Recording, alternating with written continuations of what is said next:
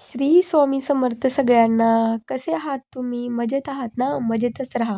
तर इथं माझी दिवसाची सुरुवात झालेली आहे गरम पाणी पिण्यापासून.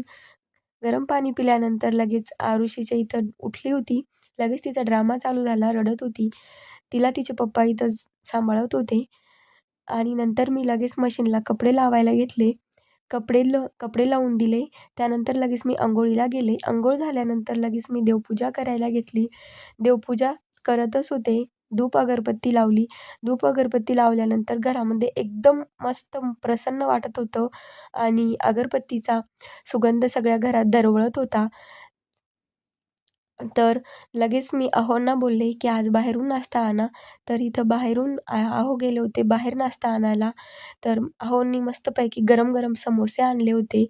तुम्ही बघू शकता किती भारी गरम-गरम कुरकुरीत समोसे इथं बनत होते आणि लगेचच अहो नाश्ता घेऊन घरी आले आणि आम्ही मस्त इथं नाश्ता एन्जॉय करतोय.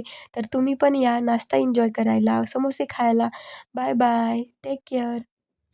भेटूया एकदा पुन्हा नवीन ब्लॉगमध्ये.